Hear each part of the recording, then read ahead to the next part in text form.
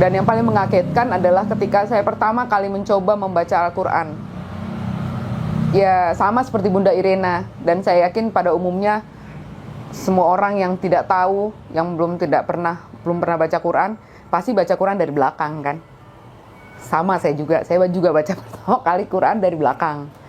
Dan saya waktu itu belum bisa baca Arab. Saya baca terjemahannya. Yang paling mengagetkan adalah ketika saya membaca Al-Ikhlas. Al-Ikhlas benar-benar jelas. Qul huwallahu ahad, katakanlah bahwa dia adalah Allah yang satu, tidak diperanakan dan tidak memperanakan. Itu ya. Nah, itu jelas-jelas menunjuk kepada kekristenan. Tidak menunjuk ke yang lain. Jelas-jelas kalau buat saya ya, karena saya memahami itu, karena memahami agama itu sebelumnya gitu. Jadi ya saya sekaget-kagetnya. Oh, jadi ini toh yang membuat mereka kenapa sama sekali tidak mau menerima Yesus sebagai Tuhan dan Juru Selamat. Bismillahirrahmanirrahim. Ya ayyuhalladzina amanu dukhulu fis-silmi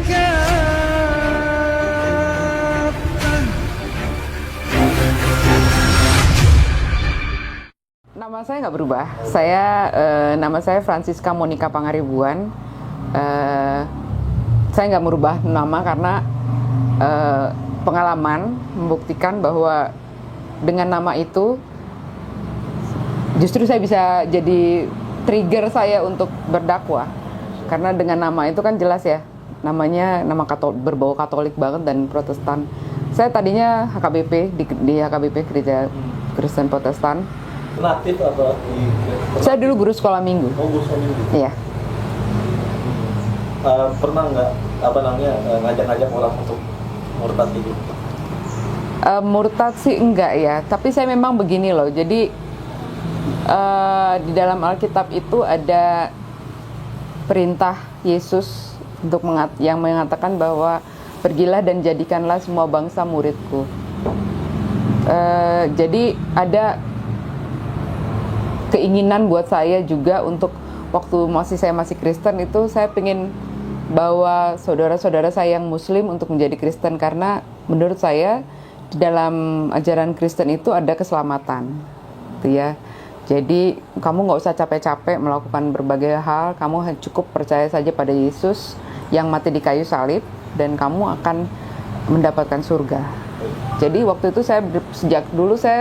sejak saya mengerti kekristenan, saya tuh pengennya orang-orang semua masuk Kristen gitu, karena saya pikir kasihan kan ya, sayang ya, ditawarin surga kok pada nggak mau. Nah, kemudian waktu saya tingkat 1 di kampus dulu, teman sekamar saya masuk Islam, saya marah gitu, saya kesel karena kenapa sih harus masuk Islam gitu loh. Dari situ saya sebetulnya punya keinginan untuk menyampaikan kebenaran Kristen menurut saya waktu itu. Jadi saya pikir gimana caranya supaya materi yang saya pikirkan itu bisa masuk ke mereka. Saya cari dong permasalahannya apa. Jadi yang saya pikirkan, yang jadi timbul dalam pertanyaan saya waktu itu adalah ada apa sih dengan umat Islam? Kenapa nggak mau terima Yesus sebagai Tuhan dan Juru Selamatnya? Yohanes 14 ayat 6 itu Yesus berkata, akulah jalan dan kebenaran dan hidup. Tidak ada yang sampai kepada Bapa kalau tidak melalui aku. Jadi Yohanes 14 ayat 6 itu berkata, Yesus berkata, akulah jalan dan kebenaran dan hidup. Tidak ada yang sampai kepada Bapa kalau tidak melalui aku. Artinya gini, ketika orang nggak ada yang sampai kepada Allah kalau tidak melalui Yesus. Nah, buat saya dan buat sebagian besar orang Kristen pada umumnya, ini adalah ayat emas. Ini adalah ayat yang menjadi pegangan bahwa Kristen itu benar, gitu loh. Jadi nggak ada yang melalui Yesus, selain melalui Yesus nggak bisa. Kalian nggak akan bisa pernah sampai ke surga, gitu. Nah, ayat ini jadi pegangan saya, jadi ayat emas. Kemudian saya ingin sekali menyampaikan ini kepada sebanyak-banyaknya orang, karena saya pikir harusnya mereka bisa menikmati surga, gitu loh. Asal percaya saja kan. Nah, tapi kan umat Islam kok kayaknya nggak mau sama sekali ya, gitu.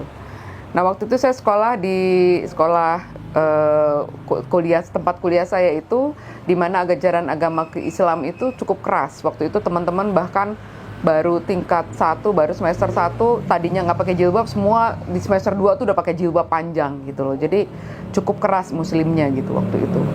Nah, saya sebetulnya bertanya-tanya dalam hati gitu, kenapa sih, ada apa sih dengan Islam ini? Kenapa kalian tidak mau terima Yesus sebagai Tuhan dan Juru Selamat? Bertambah lagi dengan teman sekamar saya yang ternyata hijrah juga masuk Islam. Saya marah dan saya kesal waktu itu. Pertanyaan ini terus saya tanyakan pada setiap orang yang ada di kampus waktu itu. Banyaklah teman-teman yang ditanya, atau pendeta atau siapa orang pinter yang dipanggil, pembicara-pembicara yang dipanggil ke kampus, saya tanyain. Nah, jawabannya semua sama, bahwa mereka ada selubung yang menutup pikiran mereka gitu. Jadi kalau mungkin di kita namanya belum dapat hidayah ya. Nah,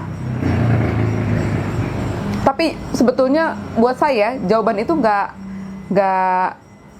bisa saya terima gitu. Menurut saya ayat Yohanes 14 ayat 6 itu sudah sangat jelas gitu, bicara bahwa Yesus berkata, akulah jalan dan kebenaran dan hidup. Tidak ada yang sampai kepada Bapa kalau tidak melalui aku. Itu menurut saya itu nggak ada sesuatu yang perlu harus pakai ilmu tertentu kan. Itu pernyataan yang very clear, jelas gitu. Kenapa umat Islam nggak mau? Pasti ada sesuatu gitu. Jadi dalam hati saya tetap pasti ada sesuatu yang membuat mereka tidak mau gitu terima. Nah, tapi pertanyaan ini tidak terjawab bertahun-tahun, sampai akhirnya pertanyaan ini saya simpan jauh sekali di lubuk hati yang terdalam, mungkin di pojok-pojok lah kali ya, yang udah paling dalam gitu ya, karena tidak terjawab. Dan kehidupan berlanjut, saya bekerja, saya menikah, saya punya anak secara Kristen, kami menikah secara Kristen, dan ya sudah, sampai suatu saat saya di kantor bertemu dengan seseorang yang bisa menjelaskan pada saya, yang bisa menjelaskan sejarah penulisan Alkitab secara lengkap, dan kenapa sampai pemahaman umat Islam itu kan adalah bahwa Isa atau Yesus itu adalah nabi, hanya sampai di situ saja.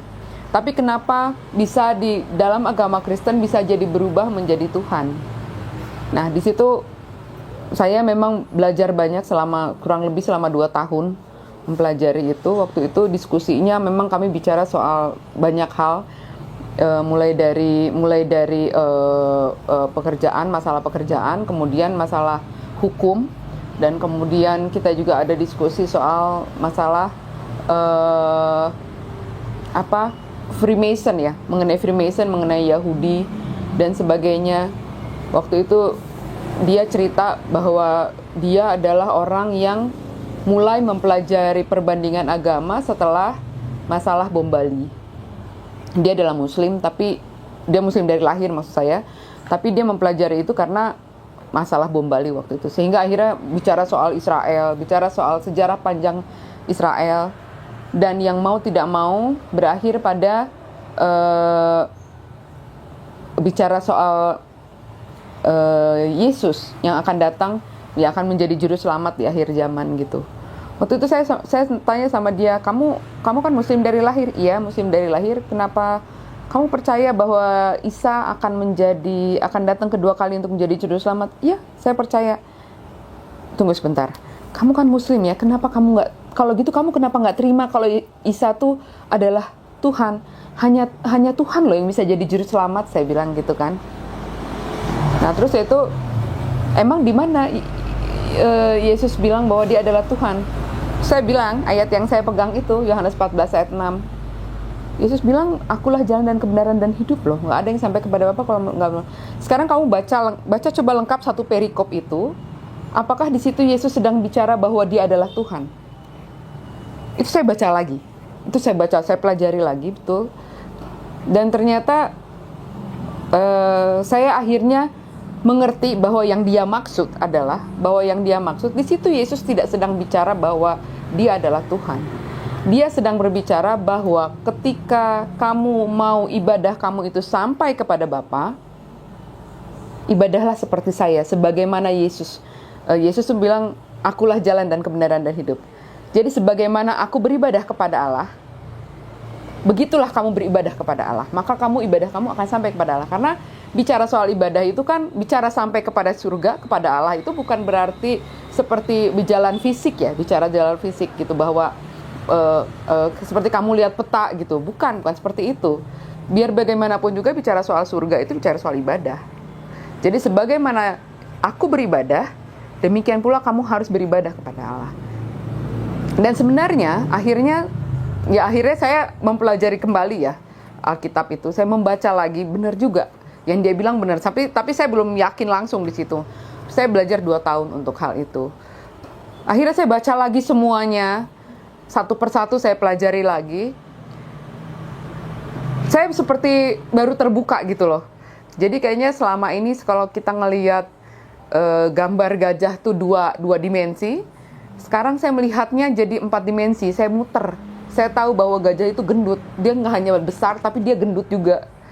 Bahwa dia punya 2 kuping, bukan hanya sebelah kupingnya gitu. Jadi artinya saya bisa mempelajari, saya bisa melihat, mengerti isi Alkitab itu secara keseluruhan. Dia bilang kamu harus baca Alkitab itu secara keseluruhan, jangan sepotong-sepotong. Ketika kamu membacanya sepotong-sepotong, yaitu pemahaman kamu seperti itu.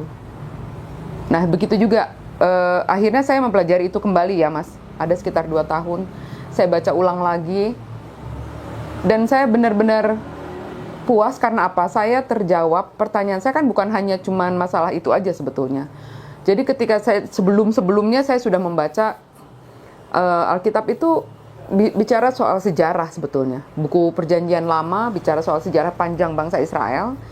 Di situ sebetulnya ada beberapa pertanyaan saya, kenapa sepertinya Allah sayang banget sama bangsa Israel tapi enggak sama yang lain gitu. Bangsa lain selain bangsa Israel seperti bukan manusia gitu loh.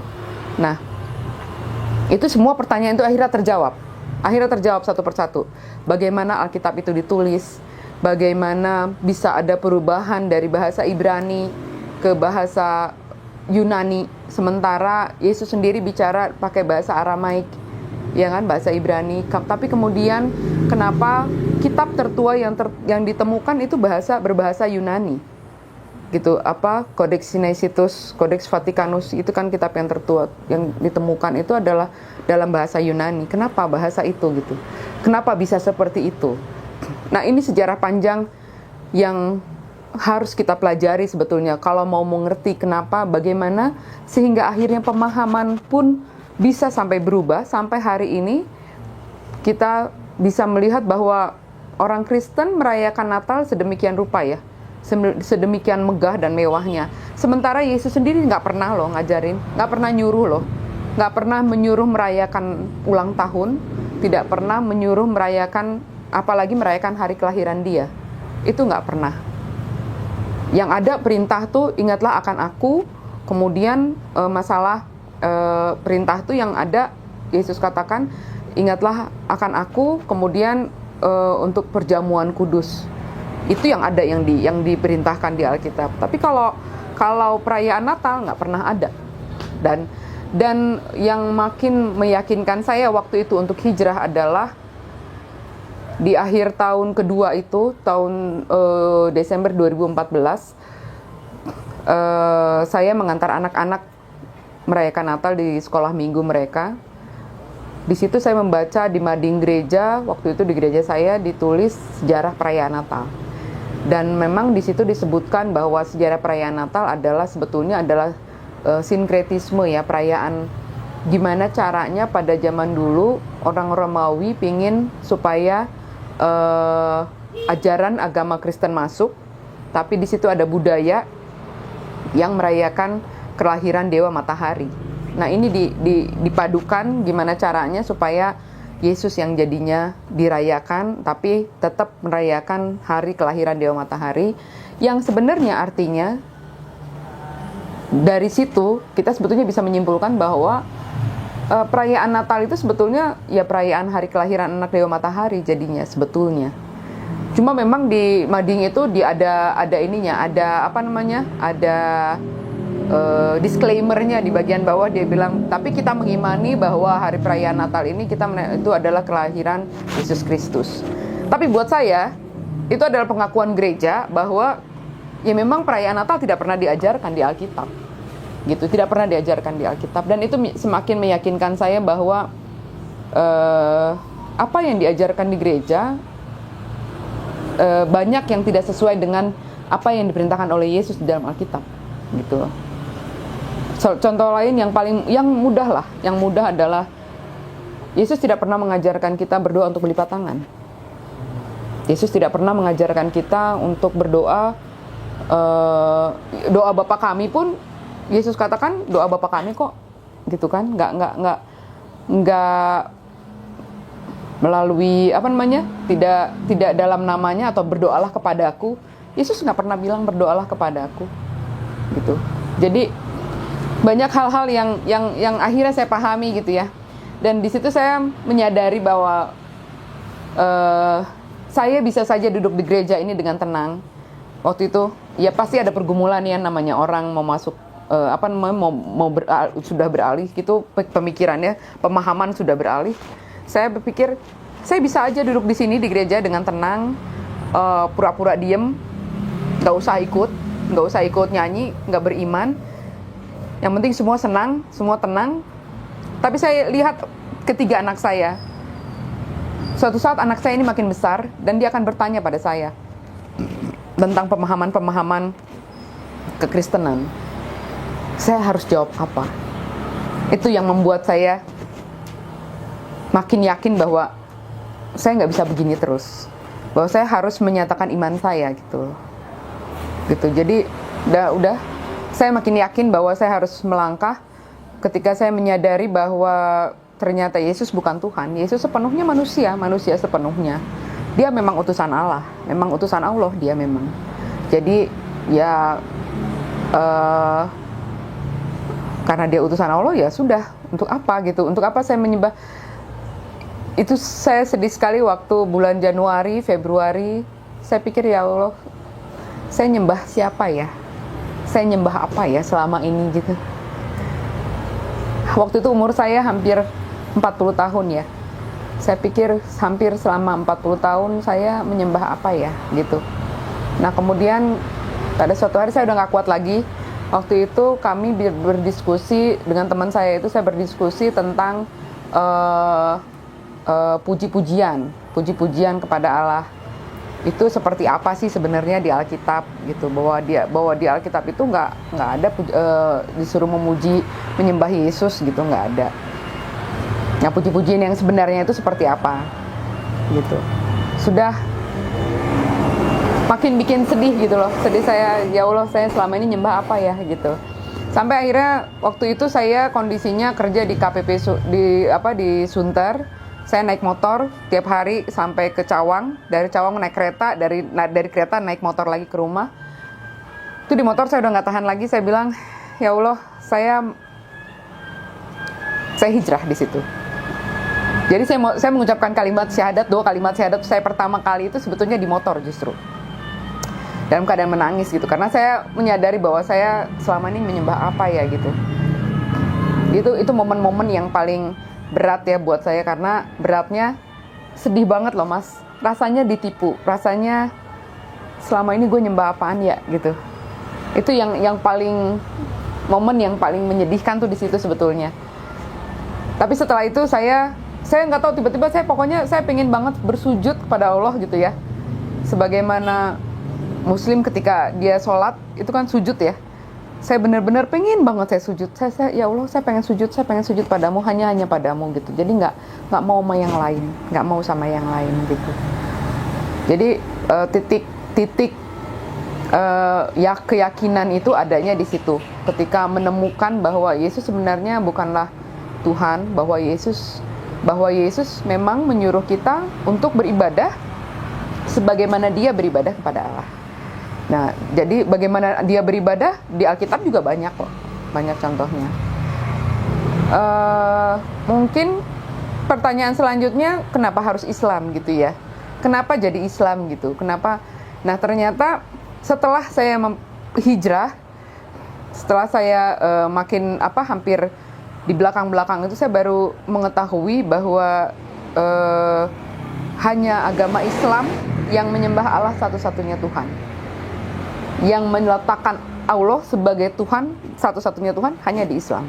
Tidak ada yang lain, tidak ada agama lainnya lagi. Itu sebabnya saya memilih untuk masuk Islam. Jadi Allah yang saya sembah itu benar-benar la ilaha illallah, tidak ada Tuhan selain Allah gitu. Dan yang paling mengagetkan adalah ketika saya pertama kali mencoba membaca Al-Quran.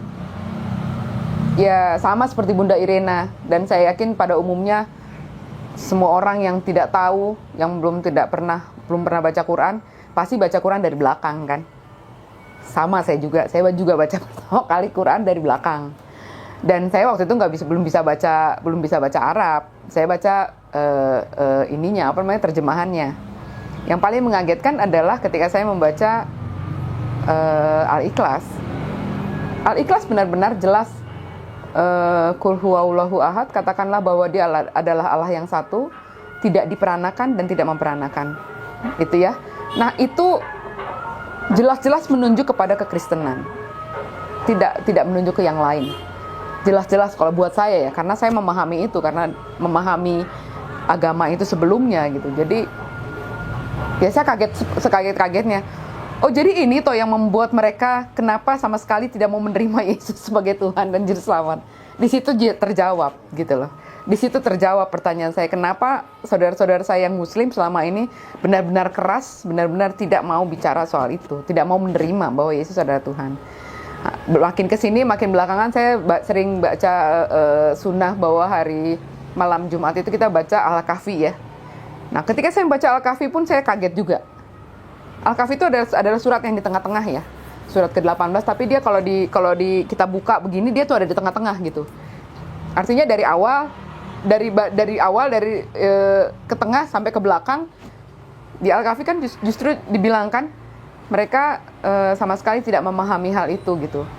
Ketika mereka mengatakan bahwa Yesus adalah Isa itu adalah Tuhan, mereka tidak mengerti akan hal itu gitu. Janganlah kamu mengatakan hal itu gitu ya. Jadi buat saya akhirnya mengerti kenapa umat Islam sama sekali tidak mau menerima Yesus sebagai Tuhan dan Juru Selamat gitu loh. Sebagai Tuhannya ini yang bahaya itu di situ. Kenapa nggak mau terima sebagai Tuhannya?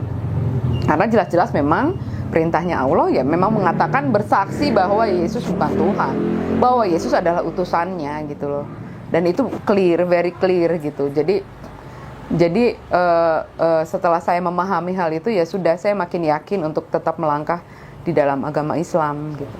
Pengalaman sulit ketika sudah masuk Islam ya seperti biasa, secara pada umumnya setiap keluarga kan kaget ya. Pasti kaget kok tiba-tiba kamu masuk Islam. Sementara sebetulnya harusnya sih kalau menurut saya mereka nggak usah kaget harusnya, karena gini, karena saya pernah ketahuan baca beberapa buku yang waktu itu ibu saya sampai bilang, kamu ngapain baca buku begituan, nanti kamu pusing sendiri gitu. Jadi jangan baca buku-buku yang tentang Islam atau tentang Freemason, tentang Yahudi apa segala macam. Kamu pusing sendiri nanti katanya gitu. Oh iya. Tapi saya udah keburu tanggung kan waktu itu. Jadi saya ya akhirnya diam-diam saya tahu kalau saya terusin dan keluarga tahu, terutama suami waktu itu tahu, dia berapa kali juga nanya, emang kamu ngerti gitu. Jadi saya justru kesel ya digituin ya.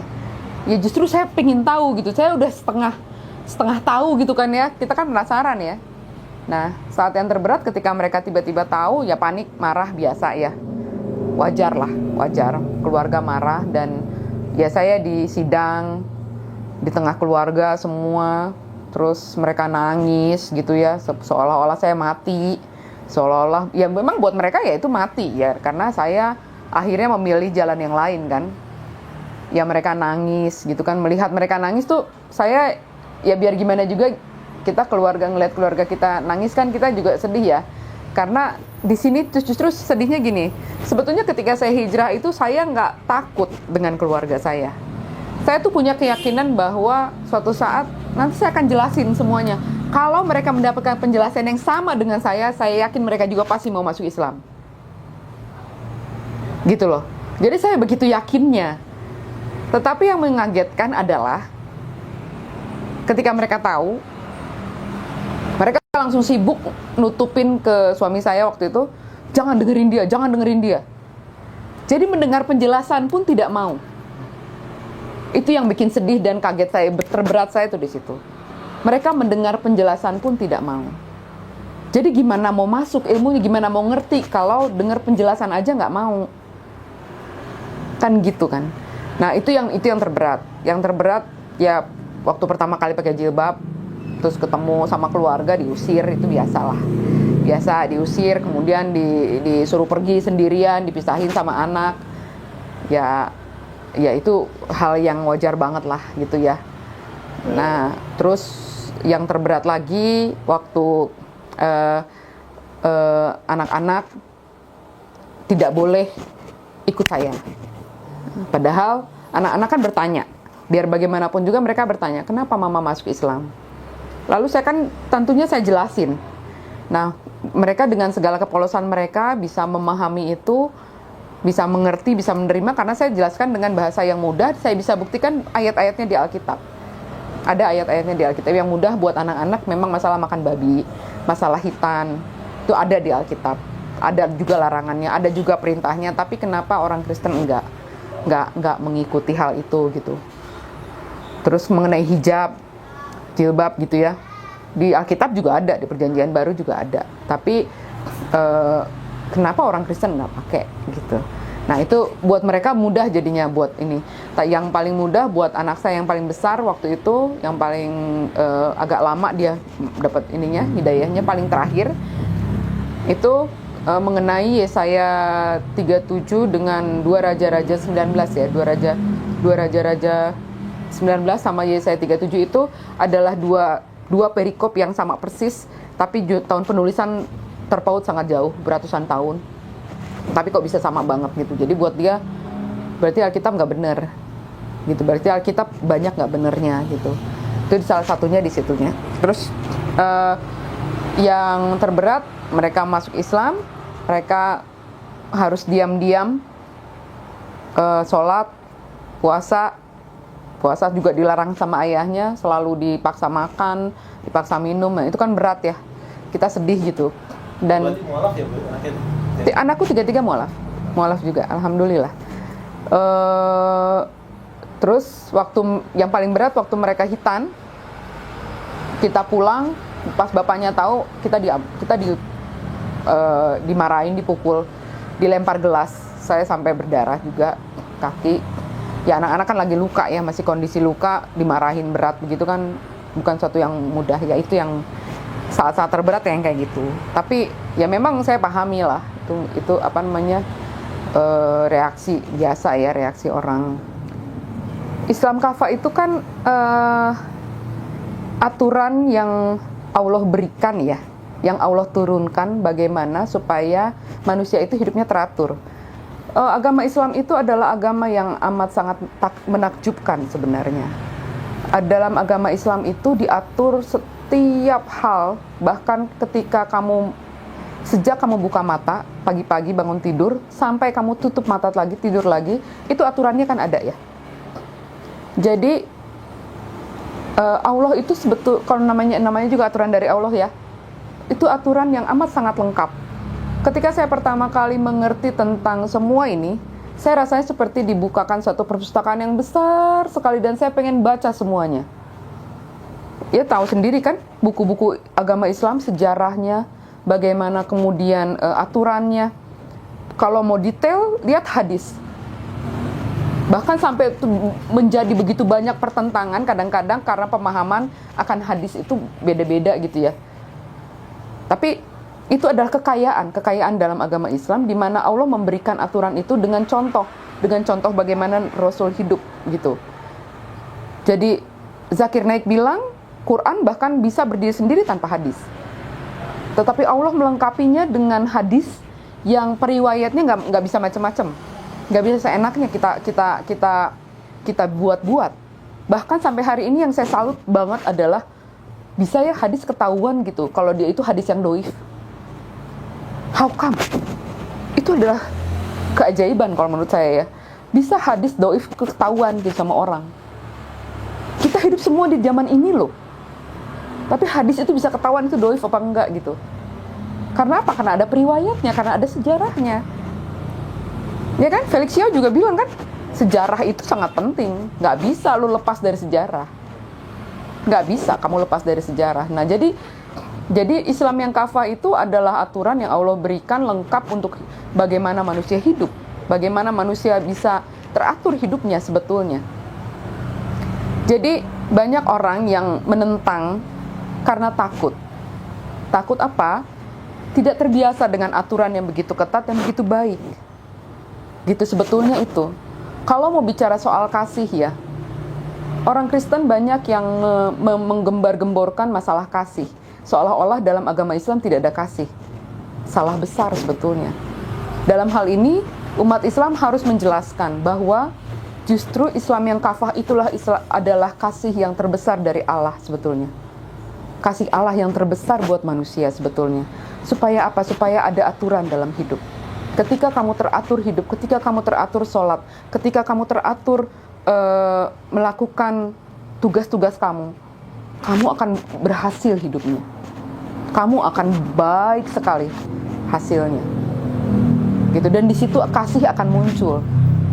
Bahasanya cuma mungkin beda bahasanya aja. Seperti dalam Islam, mungkin bahasa yang dipakai di Kristen lebih familiar aja, lebih familiar gitu, seolah-olah ya penyaduran bahasanya mungkin yang kurang bisa belum dijelaskan gitu loh. Tapi sebenarnya Islam kafah itu adalah Islam yang benar-benar penuh dengan aturan yang membuat kita teratur sehingga semuanya akan berjalan dengan baik gitu. Jadi sebetulnya Indonesia sangat rugi sebetulnya ketika menolak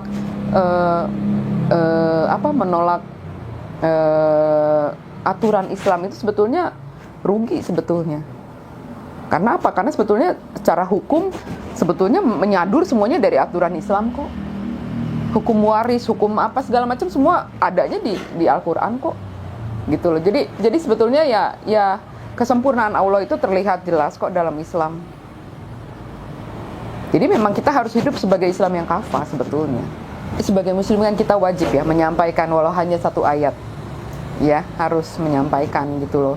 Dan kita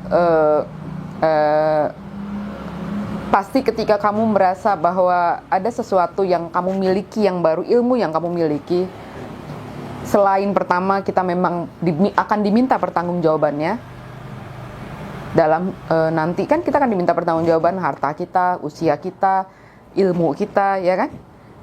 Ada 4 kalau nggak salah itu. Satu lagi apa bang? Tubuh. Itu kan itu akan diminta pertanggungjawabannya. Nah, ilmu ini adalah salah satu yang harus kita sampaikan. Kalau nggak boleh kita punya ilmu terus itu kita diam aja ngejogrok sendiri, terus kita sendiri yang pinter, terus orang-orang pada nggak tahu, nggak boleh, itu justru salah besar. Jadi kita memang harus berdakwah, bagaimanapun caranya ya. Tidak melulu berdakwah itu tidak melulu harus bicara di YouTube, nggak perlu, nggak seperti itu kok, nggak selalu harus seperti itu. Bisa, kalau bisa seperti itu alhamdulillah, ya kan, seperti mengaji cerdas, kan bagus sekali ya ini untuk sebagai media dakwah. Nah tapi dalam kehidupan kita sehari-hari alhamdulillah yang tadi saya katakan, dengan nama saya, ketika orang mau bertemu dengan saya, ketika baca namanya itu mereka pikir, oh ini orang Kristen nih, orang Kristen Batak udah jelas pakai marga, ya kan? Begitu ketemu, nggak taunya orangnya pakai jilbab panjang, mereka, saya kira ibu tadinya orang Kristen, begitu ya, pasti selalu begitu saya. Nah dari situ saya bisa mulai cerita bahwa saya adalah mualaf, ya saya mualaf. Kenapa saya mualaf? Saya cerita semuanya, seperti tadi lah saya ceritain gitu. Saya yang langsung untuk saya bimbing syahadat memang belum ada yang langsung, tapi alhamdulillah di beberapa lingkungan saya tahu bahwa banyak yang tadinya nggak pakai jilbab jadi pakai jilbab, tadinya nggak sholat jadi sholat, tadinya nggak rajin baca Quran jadi rajin baca Quran. Karena apa? Mereka malu ya, di lingkungan saya, di kantor, di mana gitu, banyak saya tahu mereka walaupun dalam diam mereka ada jadinya seperti gila ya, dia aja mau gitu loh. Nah gitu ya, alhamdulillah ya, buat saya itu udah sudah merupakan dakwah ya, sudah saya sudah menyampaikan apa yang ada yang bisa saya sampaikan gitu loh. Kalau untuk mualaf yang baru ya, mualaf sampai kapanpun kita harus belajar. Jangan mau tenggelam dalam euforia menjadi mualaf. Ketika kita menjadi mualaf baru, memang banyak orang yang menyanjung, mengeluh-elukan gitu. Tapi tidak boleh lengah dengan hal itu. Tetap kita harus belajar. Dalam agama Islam itu ada ilmu yang amat sangat besar, ilmu yang amat sangat luas yang harus kita pelajari. Banyak hal yang harus kita sampaikan kembali kepada saudara-saudara kita yang belum mengerti akan kebenaran Islam. Jadi kalau kita tidak punya ilmunya, kita nggak akan bisa menyampaikan hal itu pada orang lain. Kemudian jangan lupa bahwa Allah sendiri yang berjanji pada setiap orang yang beriman, menyatakan imannya kepada Allah, Allah akan menguji dengan sedikit ketakutan, dengan sedikit kemiskinan, dengan sedikit kelaparan. Itu sudah menjadi sesuatu yang Allah katakan dalam Quran. Jadi kalau misalnya setelah menjadi mualaf kemudian malah banyak tantangan, banyak kesulitan hidup, wajar banget gitu. Dan nggak perlu takut dengan hal itu, justru minta janjinya Allah bahwa Allah tidak akan membiarkan, bahwa Allah sekarang yang kita sembah adalah Allah yang hidup, bahwa yang kita sembah sekarang adalah Allah yang tidak akan pernah meninggalkan kita, yang kursinya langit dan bumi. Jadi kenapa harus takut dengan semua itu gitu. Jadi kembalikan lagi semua masalahmu kepada Allah, gelar sejadahnya, sholat yang banyak, kembalikan pada Allah. Setiap masalah yang kita dihadapi ya udah kembalikan lagi gitu. Nggak ada gunanya kita bicara sama manusia, siapapun, seorang pun manusia, nggak ada gunanya. Kita hanya bisa bicara sama Allah. Minta pada sholat tahajudmu, minta pada saat sholat wajibmu, setiap saat minta sama Allah. Oh iya, satu lagi, jangan pernah berpikir bahwa agama Islam, dalam Islam hanya berdoa ketika sholat. Kita bisa berdoa setiap saat. Kita bisa berdoa setiap saat. Kita bisa minta sama Allah setiap saat. Kita tinggal menyebutkan aja. Bahkan perempuan muslimah yang sedang dalam masa haid tidak bisa sholat, bukan berarti tidak bisa berdoa. Bisa berdoa, tetap bisa berdoa, karena Allah Maha mendengar. Setiap saat kita bisa. Untuk yang muslim yang memang sudah dari lahir, alhamdulillah bahwa kalian sudah merasakan indahnya Islam sejak kalian lahir. Tapi jangan salah, ilmunya tetap harus dipelajari. Jadi rugi kalau nggak belajar. Saya menyesal, tapi nggak bisa juga ya, memang itu udah jalan hidup saya ya. Saya baru umur 40 tahun, saya baru bisa membaca dan mempelajari betapa indahnya Islam. Tapi untuk saudara-saudara saya semua yang memang muslim sejak lahir, kalau memang sekarang belum bisa baca Quran, harus bisa. Kalau belum tahu sejarahnya, sejarah indahnya, dari sekarang coba ayo pelajari. Supaya kita bisa bicara yang benar, bisa menyampaikan yang benar. Kita bisa tahu bahwa Islam itu dituduh, difitnah dengan sedemikian rupa. Islam tidak pernah mengajarkan terorisme. Islam tidak pernah mengajarkan pembunuhan. Islam tidak pernah mengajarkan menyakiti saudaranya. Tidak pernah. Assalamualaikum warahmatullahi wabarakatuh.